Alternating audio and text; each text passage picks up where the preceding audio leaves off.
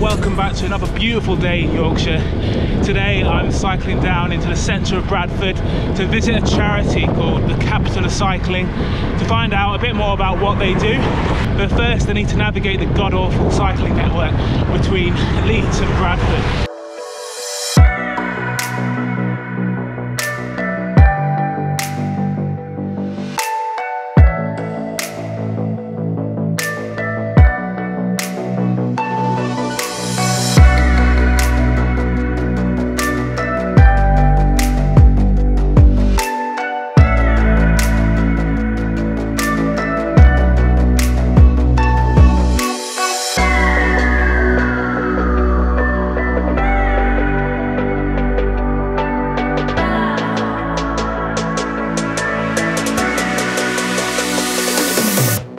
So I'm Dave Robertson. I'm one of the directors of Capital of Cycling, which is a charity based in Bradford, which is this fantastic, great big venue which you see here.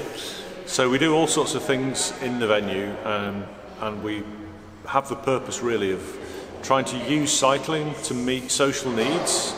So those needs might be that people haven't got enough cash, so a bike can really help them to get around. Sometimes they call it transport poverty, when people can't afford to get off their estate or wherever they're stuck. And a bike can really make the difference for people like that. So what we've got running today is the Big Bike Revival, which is basically free half-hour repair slots, which are funded by a charity called Cycling UK, which is the national cycling charity. They give us a pot of money most years to do stuff to help people get onto two wheels.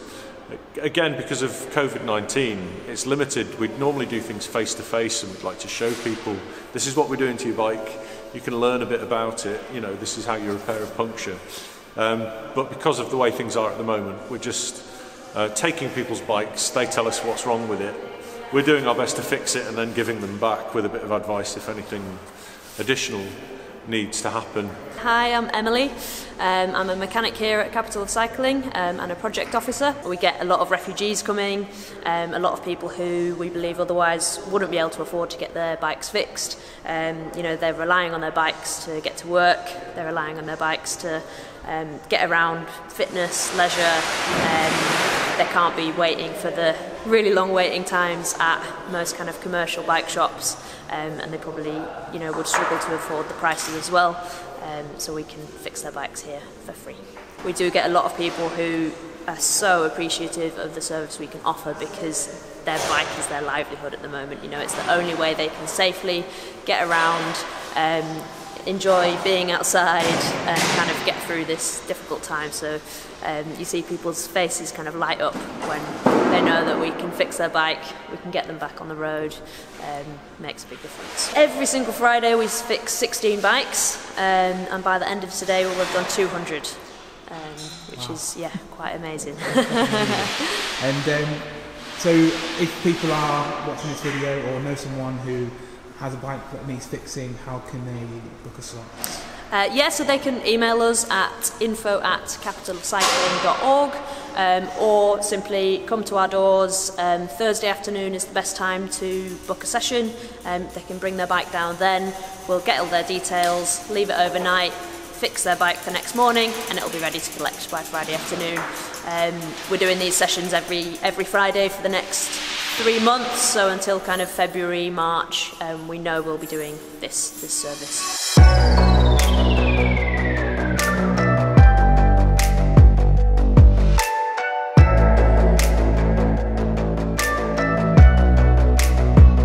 So at the moment we've also got a loan scheme, which is targeted towards people who are looking for work in Bradford. It offers them a good quality bike on free loan for 2 months with a lock as well to make sure it can be kept safe. That can potentially be extended then, and it's basically about offering a really enjoyable experience of cycling, making sure they've got a quality bike, can learn that cycling is the way forward and will improve your life in so many ways, and then the aim is to kind of convert those people into real cyclists, and they can maybe buy the bike they've loaned or go and buy a bike that they decide is right for them. So that's going well, and I'm also helping run a refugee bike project Within Bradford, there's massive refugee and asylum seeker populations. They're given very, very little money by the Home Office, so they really struggle to feed themselves as well as get around on public transport to get to their appointments, to see their family and friends and get out and about. So for me, I want to share my love of cycling, I want to share that.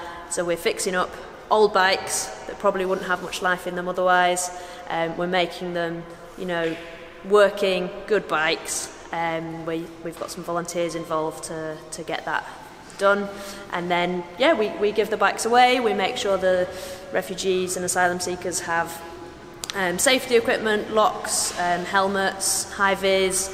We give them a bit of information about where to cycle in Bradford, how to cycle safely, and then we let them ride out the door on their bikes. We've got lots of good feedback about this. I get messages from people who we've given bikes to saying it's really changed things, and they're out and about cycling along the canal, getting from A to B. So it's a really, really nice project. Well, I have a fellow mate. We share a house. I said, "Where did you get the bike, man?"